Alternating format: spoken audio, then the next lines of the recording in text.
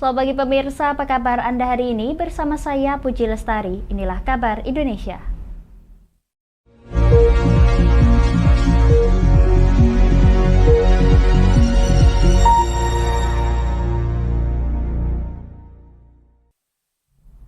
Pemirsa, Presiden Joko Widodo di Jakarta merespon pertanyaan wartawan mengenai pertemuan empat matanya dengan Agus Harimurti Yudhoyono atau AHY di Istana Merdeka pada Senin kemarin dan kemungkinan masuknya AHY ke Kabinet Indonesia Maju.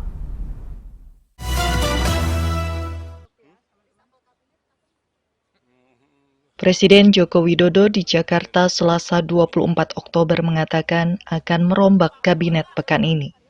Rencana itu disampaikan Presiden usai bertemu empat mata dengan Ketua Umum Dewan Pengurus Pusat Partai Demokrat, Agus Harimurti Yudhoyono, pada Senin 23 Oktober di Istana Merdeka, Jakarta. Presiden pun memberikan isyarat mengenai kemungkinan masuknya nama AHY ke Kabinet Indonesia Maju untuk mengisi kursi Menteri Pertanian.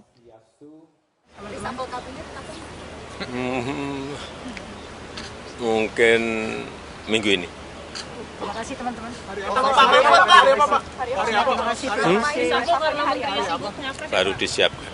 Pos apa yang akan diomongkan? Pos Menteri apa yang akan diomongkan? Pos Menteri Pertanian. Terima kasih Pak.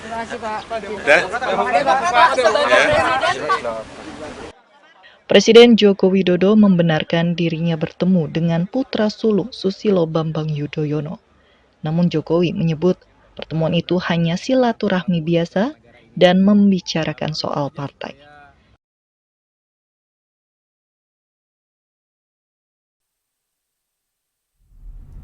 Pemirsa, bakal calon Presiden Prabowo Subianto di Jakarta menjawab isu dinasti politik menyusul pencalonan anak sulung Presiden Joko Widodo Gibran Raka Buming Raka sebagai bacawa pres. Menurut Prabowo, tidak ada yang salah dengan dinasti politik selagi bertujuan untuk berbakti kepada rakyat.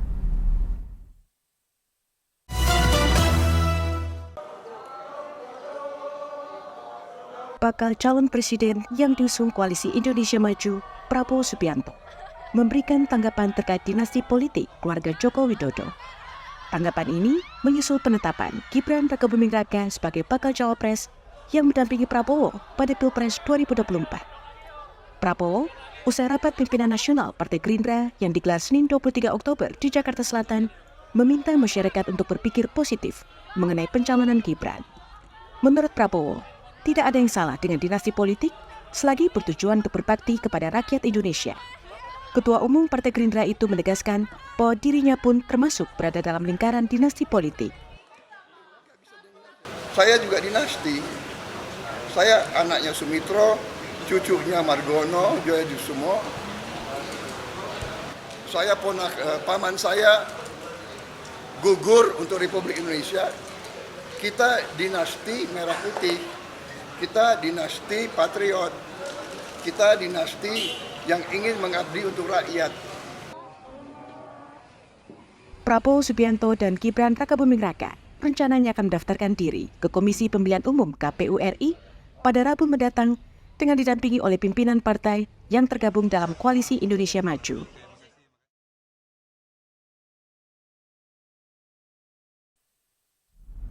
Pemirsa, calon presiden yang diusung PDI Perjuangan Ganjar Pranowo dan calon wakil presiden Mahfud MD menggelar dialog dengan pekerja kreatif dan Gen Z di Kalijaga, Jakarta. Sejumlah pekerja seni dan budayawan mengusulkan sejumlah hal yang dijawab pasangan Ganjar Mahfud mengenai rencana kerja mereka jika memenangkan pemilihan presiden 2024 mendatang. Dua sisi uang dua sisi mata uang. Sejumlah pekerja kreatif menyampaikan berbagai usul serta keluhan mereka terhadap pasangan bakal calon presiden dan bakal calon wakil presiden yang diusung koalisi PDI Perjuangan, P3, Hanura dan Perindo, Ganjar Pranowo Mahfud MD dalam dialog di Kala di Kalijaga, Jakarta pada 23 Oktober. Di antaranya komedian Ajis Doa Ibu yang mengeluhkan alur perizinan yang rumit dan sewa gedung yang terlampau mahal. Sementara musisi Adi Adrian mengusulkan dibentuknya kembali Badan Ekonomi Kreatif untuk mengakomodasi kepentingan serta kebutuhan para pekerja ekonomi kreatif. Selain juga budayawan Butet Kertarejasa yang berharap jika Ganjar dan Mahfud terpilih agar membentuk Kementerian Kebudayaan yang khusus mengurus kesenian dan kebudayaan. Menanggapi usulan-usulan tersebut, Mahfud berjanji akan terus membenahi melalui penegakan hukum. Sementara Ganjar menyebut perlu ada transparansi dan kontrol soal tata kelola agar dapat memudahkan para pelaku usaha, termasuk pekerja kreatif dalam berusaha. Satu, ease of doing business. Jadi semua perizinannya gampang. Masuknya gampang, tidak berbelit, tidak ada pungli, tidak dikorup, tidak dipersulit. Sehingga ada giumnya kalau bisa dipersulit. Kenapa dipermudah? Pasti kita pangkas. Lebih jauh, pasangan tersebut menyatakan akan memperhatikan pembangunan kepada bonus demografi yang akan dialami Indonesia dengan berusaha menarik investasi guna menciptakan lebih banyak lapangan pekerjaan. Pemirsa, kami akan kembali setelah jeda pariwara berikut ini. Tetap bersama kami di Kabar Indonesia.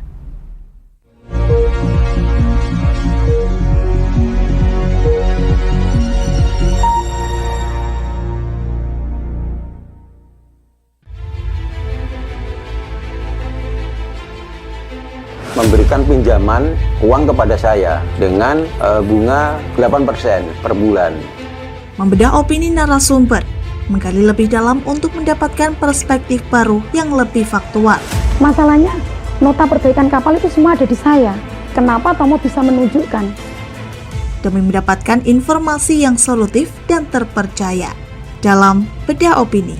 Setiap Rabu jam 11 siang hanya di Lingkar TV.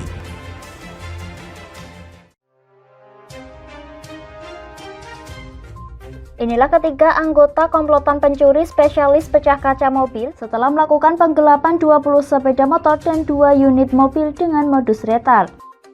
Merangkum semua peristiwa sebagai berita yang penuh fakta.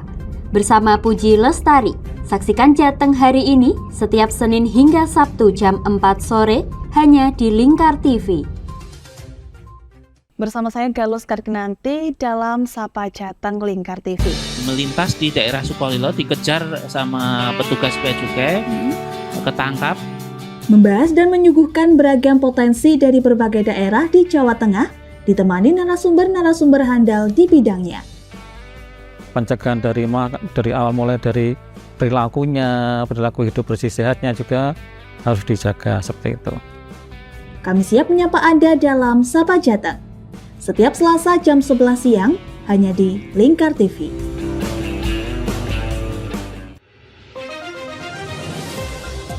Modus kedua pelaku ini berpura-pura kehabisan bahan bakar kendaraan. Setelah pelaku dibantu, mereka kemudian melakukan kekerasan dan mengambil paksa sepeda motor korban. Saat tiba di lapangan terbang Okbab, rombongan langsung dihadang 5 orang yang mengaku sebagai anggota KKB.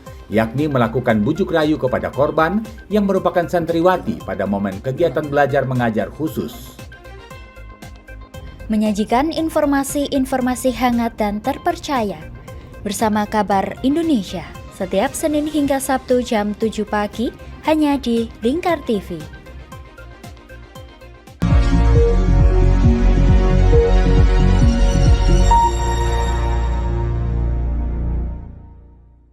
Anda masih menyaksikan Kabar Indonesia pemirsa. Komisi Pemilihan Umum atau KPU Sumatera Barat memastikan sistem prioritas khusus akan diberikan bagi pemilih difabel saat menunggu antrian di hari pemungutan suara pada 14 Februari 2024 mendatang. KPU Sumbar memastikan akses dan layanan bagi pemilih disabilitas terpenuhi secara maksimal.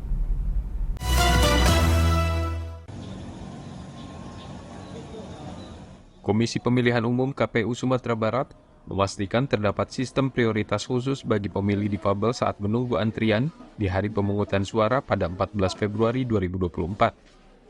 Komisioner KPU Sumbar, Medo Patria, saat ditemui Antara pada Senin 23 Oktober mengatakan, pemilih dengan kondisi disabilitas fisik menjadi yang paling banyak, yakni sekitar 13.327 pemilih. Bagi disabilitas yang susah datang ke TPS itu bisa didampingi oleh keluarga, atau bagi yang tidak punya keluarga dan sudah sampai di TPS itu bisa didampingi oleh petugas KPPS yang ada dengan syarat mengisi formulir surat pernyataan pendamping. KPU Sumbar mencatat terdapat 31.864 pemilih disabilitas yang masuk dalam daftar pemilih tetap yang tersebar pada 17.569 tempat pemungutan suara di 19 kabupaten dan kota provinsi di Sumatera Barat.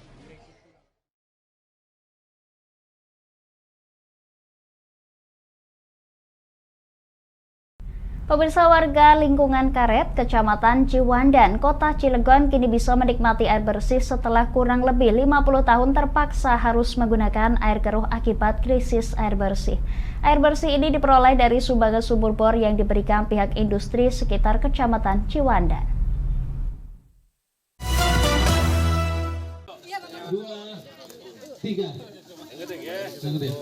Setelah kurang lebih 50 tahun terpaksa menggunakan air keruh dari sumur, warga di lingkungan Karet, Kelurahan Kepuh, Kecamatan Ciwandan, Kota Cilegon akhirnya bisa menikmati air bersih.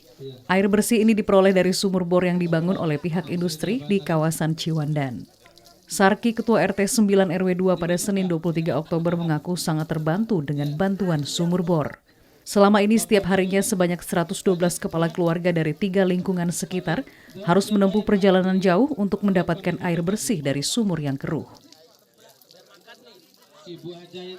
Masalah sumber air, makanya saya sekarang ini kan Pak RT minta gimana caranya harus ada sumur bor gitu kan, ya, air bersih gitu di atas. Iya, kalau sebelumnya? Sebelumnya waktu itu masih keruh airnya dari kali gitu. Nah setelah itu kita jalannya udah dibangun, terus ya ngambilnya ya dari bawah. Sekarang mah alhamdulillah udah ada air bersih gitu. Wali Kota Cilegon Heldi Agustian berharap langkah Kelurahan Kepuh yang bekerja sama dengan perusahaan sekitar bisa dicontoh sejumlah wilayah lain, terutama dalam memecahkan persoalan krisis air bersih. Kami perintahkan kepada lurah untuk bisa membuat inovasi tanpa menggunakan APBD karena banyak industri yang ada di sini, dan kami mengucapkan terima kasih kepada Pelindo 2 yang telah merealisasikan air di Kampung Karet ini ya. Sebelumnya terdapat 7 titik di wilayah Kelurahan Kepuh yang mengalami kesulitan air bersih. Namun 5 wilayah diantaranya sudah ditangani lewat pembangunan fasilitas sumur bor dari pihak industri setempat. Ini diliput oleh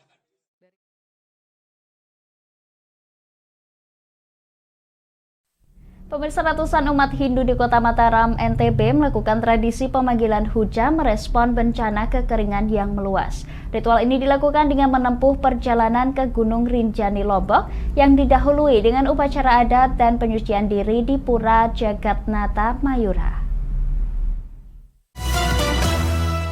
Siap-siap mengikuti upacara sembahyang bersama.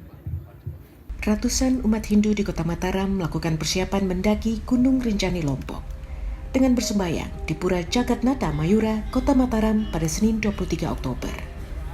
Tradisi ini menjadi penanda dimulainya ritual Mulang Pekelem, sebuah ritus pemanggilan hujan yang dilakukan dengan beberapa prosesi selama 6 hari masa pendakian gunung sampai ke Danau Segara Anak Rinjani.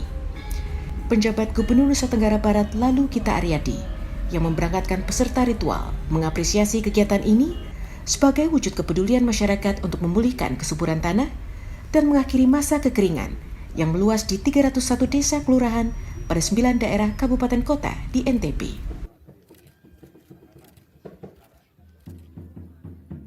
Mengharap keberkahan, turunnya hujan makin 35-36 derajat Celcius, mudah-mudahan kita tidak kepanasan lagi seperti itu. Jadi saya mengapresiasi, menyambut baik, mendukung pelaksanaan ini, dan ini sangat berguna. Hujan turun, maka dipastikan ketersediaan bahan pokok masyarakat aman. Nanti di sana kita bermalam 3 malam di Danau Segara, 26, 27, 28, 29. Subuh itu jam 4 kita puncak acara kita. Jadi kita mulai berbicara di jam 4 untuk acara Mulang Pekelem itu. Ya pas hari purnama itu ya. Tradisi ini akan dijalankan mulai 24 hingga 29 Oktober di sejumlah lokasi dengan meletakkan sesajen pada sepanjang pendakian menuju Gunung Rinjani.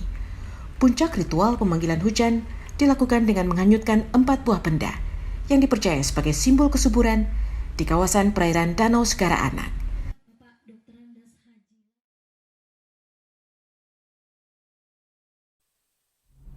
Pemirsa, kami akan kembali setelah jeda pariwara berikut ini. Tetap bersama kami di Kabar Indonesia.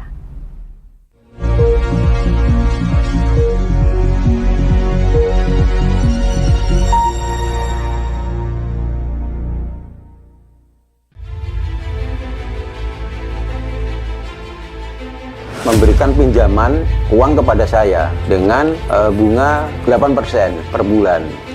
Membedah opini narasumber, menggali lebih dalam untuk mendapatkan perspektif baru yang lebih faktual. Masalahnya, nota perbaikan kapal itu semua ada di saya. Kenapa Tomo bisa menunjukkan? Demi mendapatkan informasi yang solutif dan terpercaya dalam Bedah Opini. Setiap Rabu jam 11 siang hanya di Lingkar TV.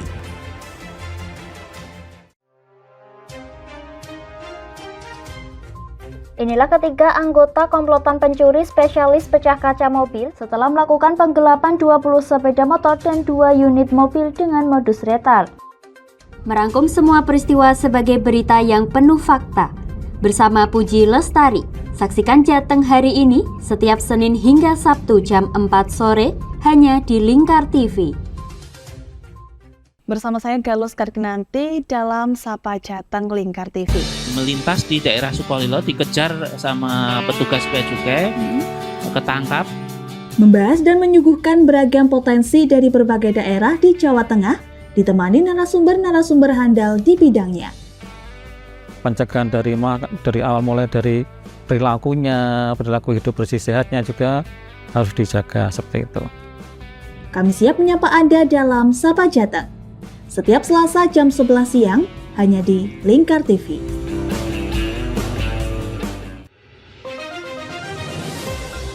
Modus kedua pelaku ini berpura-pura kehabisan bahan bakar kendaraan. Setelah pelaku dibantu, mereka kemudian melakukan kekerasan dan mengambil paksa sepeda motor korban. Saat tiba di lapangan terbang Okbab, rombongan langsung dihadang 5 orang yang mengaku sebagai anggota KKB. Yakni melakukan bujuk rayu kepada korban yang merupakan santriwati pada momen kegiatan belajar mengajar khusus. Menyajikan informasi-informasi hangat dan terpercaya bersama Kabar Indonesia setiap Senin hingga Sabtu jam 7 pagi hanya di Lingkar TV.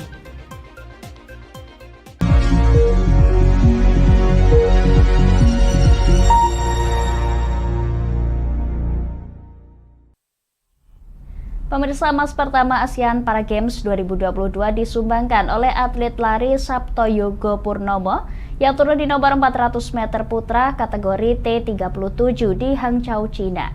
Menpora Dito Aryo Tejo berharap hal tersebut menjadi awal yang baik bagi keberhasilan Indonesia di pesta olahraga difabel se-Asia Tenggara.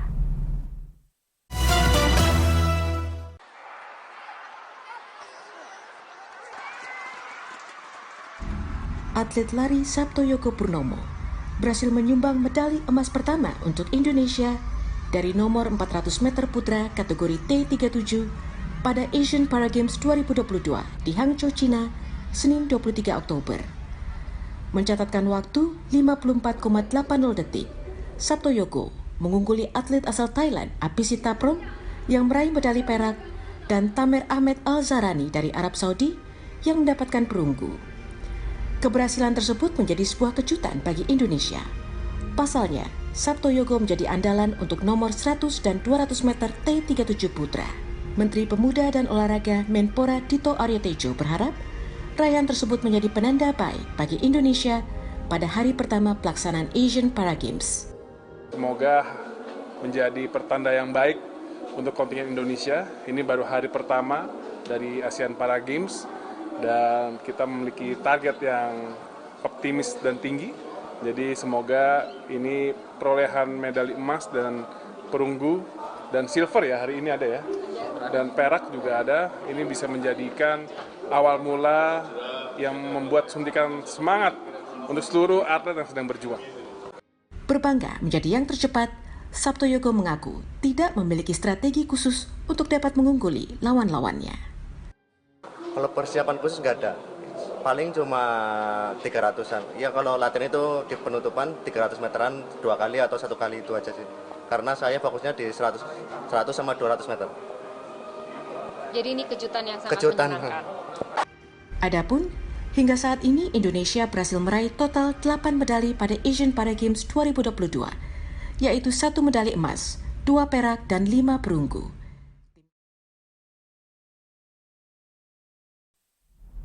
Masih di ASEAN Para Games pemirsa, setelah Saptoyogo menyumbangkan medali emas pertama, kini kontingen Indonesia berhasil menambah 1 medali emas lagi di ASEAN Para Games 2022. Kali ini kepengan emas pasukan Merah Putih berasal dari Maulana Rifki Yafianda yang tampil di nomor renang gaya punggung S12 Putra.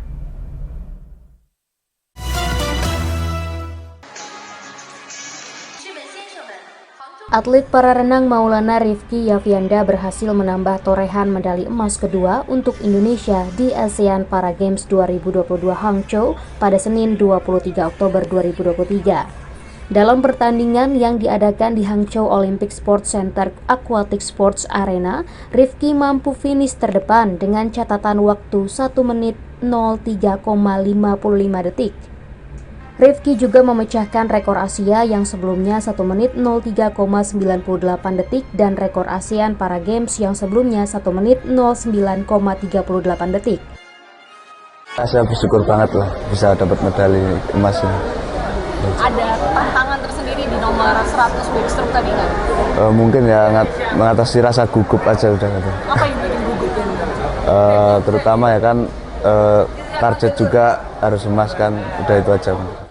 Emas dari Rifki merupakan medali emas kedua bagi kontingen Indonesia pada Senin 23 Oktober 2023. Sebelumnya, emas pertama dipersembahkan oleh Saptoyogo Purnomo dari atletik lari 400 meter T37 Putra. Demikian kabar Indonesia pemirsa, nantikan kabar Indonesia selanjutnya hanya di Lingkar TV. Saya Putri Lestari pamit dari hadapan Anda, selamat melanjutkan aktivitas Anda, selamat pagi dan sampai jumpa.